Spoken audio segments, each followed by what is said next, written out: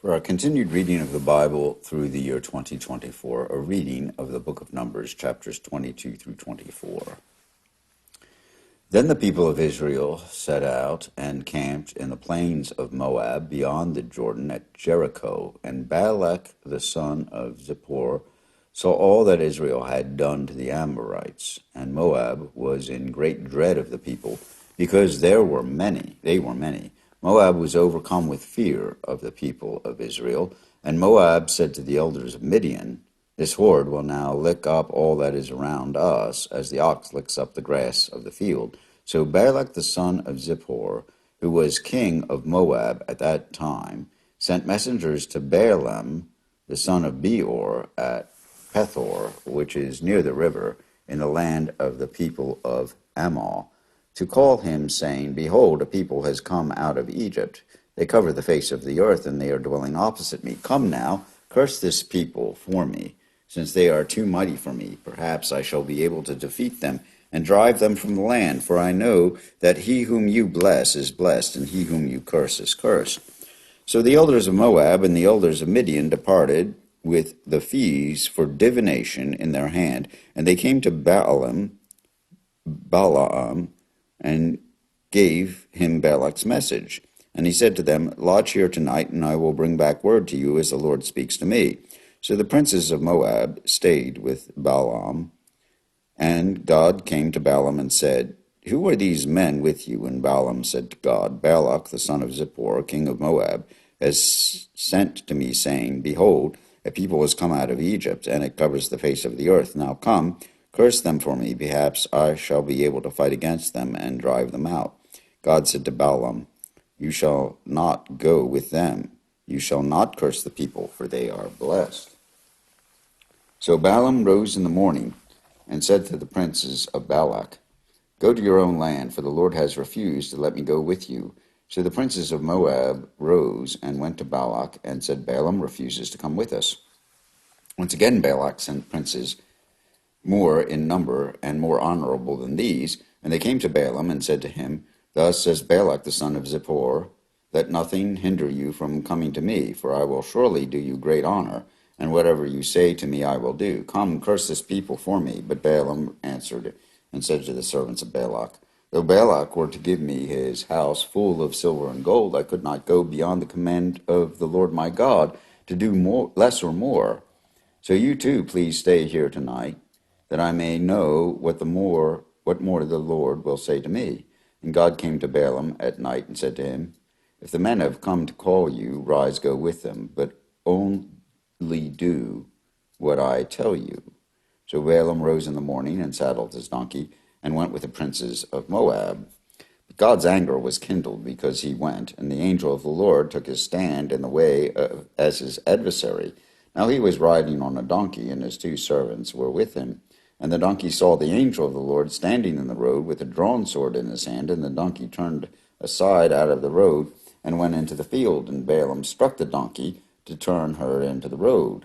Then the angel of the Lord stood in a narrow path between the vineyards with a wall on either side, and when the donkey saw the angel of the Lord, she pushed against the wall and pressed Balaam's foot against the wall, so he struck her again. Then the angel of the Lord went ahead and stood in a narrow place where there was no way to turn either to the right or to the left. When the donkey saw the angel of the Lord, she lay down under Balaam, and Balaam's anger was kindled, and he struck the donkey with his staff. Then the Lord opened the mouth of the donkey, and she said to Balaam, "What have I done to you that you have struck me these 3 times? And Balaam said to the donkey, "Because you have made a fool of me, I wish I had a sword in my hand, for then I would kill you." And the donkey said to Balaam, "Am I not your donkey on which you have ridden all your life long to this day? Is my habit to treat you this way?" And he said, "No." Then the Lord opened the eyes of Balaam, and he saw the angel of the Lord standing in the way with his drawn sword in his hand, and he bowed down and fell on his face. And the angel of the Lord said to him, "Why have you struck your donkey these 3 times? Behold, I have come out to oppose you, because your way is perverse before me. The donkey saw me and turned aside before me these 3 times. If she had not turned aside from me, surely just now I would have killed you and let her live." Then Balaam said to the angel of the Lord, "I have sinned, for I did not know that you stood in the road against me. Now therefore, if it is evil in your sight, I will turn back." And the angel of the Lord said to Balaam, Go with the men, but speak only the word that I tell you. So Balaam went on with the princes of Balak. When Balak heard that Balaam had come, he went out to meet him in the city of Moab, on the border formed by the Arnon, at the extremity of the border. And Balak said to Balaam, Did I not send to you to call you? Why did you not come to me? Am I not able to honor you? Balaam said to Balak, Behold, I have come to you. Now have I now any power of my own to speak anything? The word that God puts in my mouth, that must I speak. Then Balaam went with Balak, and they came to Kiriath Huzoth. And Balak sacrificed oxen and sheep, and sent for Balaam, and for the princes who were with him. And in the morning Balak took Balaam, and brought him up to Bamoth Baal, and from there he saw a fraction of the people. And Balaam said to Balak, Build for me here 7 altars, and prepare for me here 7 bulls and 7 rams. Balak did as Balaam had said, and Balak and Balaam offered on each altar a bull and a ram. And Balaam said to Balak, Stand beside your burnt offering, and I will go. Perhaps the Lord will come to meet me, and whatever he shows me I will tell you. And he went to a bare height. And God met Balaam, and Balaam said to him, I have arranged the 7 altars, and I have offered on each altar a bull and a ram. And the Lord put a word in Balaam's mouth, and said, Return to Balak, and thus you shall speak. And he returned to him, and behold, he and all the princes of Moab were standing beside his burnt offering. And Balaam took up his discourse and said, From Aram Balak has brought me, the king of Moab, from the eastern mountains. Come curse Jacob for me, and come denounce Israel. How can I curse whom God has not cursed? How can I denounce whom the Lord has not denounced? For from the top of the crags I see him, from the hills I behold him. Behold, a people dwelling alone, and not counting itself among the nations. Who can count the dust of Jacob, or number the 4th part of Israel? Let me die the death of the upright, and let my end be like his. And Balak said to Balaam, What have you done to me? I took you to curse my enemies, and behold, you have done nothing but bless them. And he answered and said, Must I not take care to speak what the Lord puts in my mouth? And Balak said to him, Please come with me to another place from which you may see them. You shall see only a fraction of them, and shall not see them all, then curse them for me from there. And he took him to the field of Zophim, to the top of Pisgah, and built 7 altars, and offered a bull and a ram on each altar.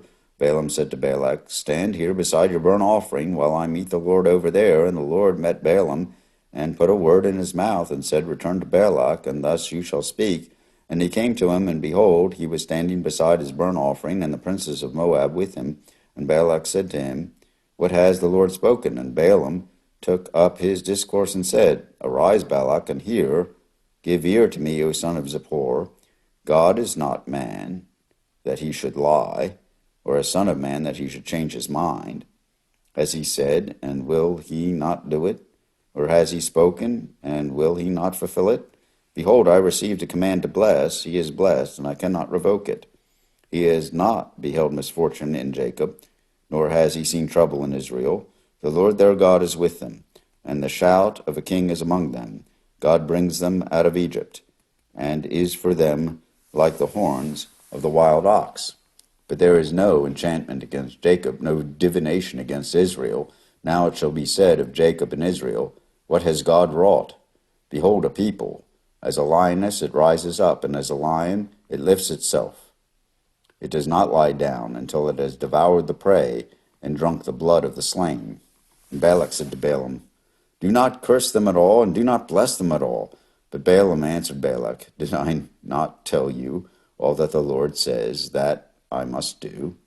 And Balak said to Balaam, Come now, I will take you to another place. Perhaps it will please God that you may curse them for me from there.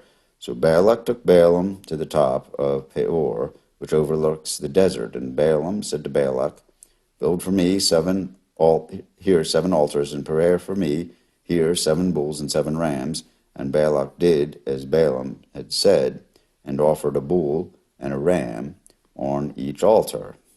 When Balaam saw that it pleased the Lord to bless Israel, he did not go, as at other times, to look for omens, but set his face toward the wilderness. And Balaam lifted up his eyes and saw Israel camping tribe by tribe. And the Spirit of God came upon him. And he took up his discourse and said, The oracle of Balaam the son of Beor, the oracle of a man whose eyes opened, the oracle of him who hears the words of God, who sees the vision of the Almighty falling down with his eyes uncovered. How lovely are your tents, O Jacob, your encampments, O Israel, like palm groves that stretch afar, like gardens beside a river, like aloes that the Lord has planted, like cedar trees beside the waters. Water shall flow from his buckets, and his seed shall be in many waters. His king shall be higher than Agag, and his kingdom shall be exalted. God brings him out of Egypt, and is for him like the horns of the wild ox. He shall eat up the nations, his adversaries, and shall break their bones in pieces, and pierce them through with his arrows. He crouched, he lay down like a lion, like a lioness. Who will rouse him up? Blessed are those who bless you, and cursed are those who curse you. And Balak's anger was kindled against Balaam, and he struck his hands together. And Balak said to Balaam, I called you to curse my enemies, and behold, you have blessed them these 3 times. Therefore now flee to your own place. I said, I will surely honor you, but the Lord has held you back from honor. And Balaam said to Balak, Did I not tell you, your messengers, whom you sent to me? If Balak should give me his house full of silver and gold, I would not be able to go beyond the word of the Lord, to do either good or bad of my own will. What the Lord speaks, that will I speak. Now behold, I am going to my people. Come, I will let you know what this people will do to your people in the latter days. And he took up his discourse and said, The oracle of Balaam, son of Beor, the oracle of a man whose eye is opened, the oracle of him who hears the words of God, and knows the knowledge of the Most High, who sees the vision of the Almighty falling down with his eyes uncovered. I see him, but not now. I behold him, but not near. A star shall come out of Jacob, and a scepter shall rise out of Israel. It shall crush the forehead of Moab, and break down all the sons of Sheth. Moab shall be dispossessed. Edom shall be dispossessed. Seir also, his enemies, shall be dispossessed. Israel is doing valiantly, and one from Jacob shall exercise dominion and destroy the survivors of cities. Then he looked on Amalek and took up his discourse and said, Amalek was the first among the nations, but its end is utter destruction. And he looked on the Kenite and took up his discourse and said, Enduring is your dwelling place, and your nest is set in the rock. Nevertheless, Cain shall be burned when Asher takes you away captive. And he took up his discourse and said, Alas, who shall live when God does this? But ships shall come from Kittim, and shall afflict Asher and Eber, and he too shall come to utter destruction. Then Balaam rose and went back to his place, and Balak also went his way. Here ends the reading of Numbers 22 through 24 in the English Standard Version of the Bible by Crossways Publishing, a division of Good News Publishing of Wheaton, Illinois.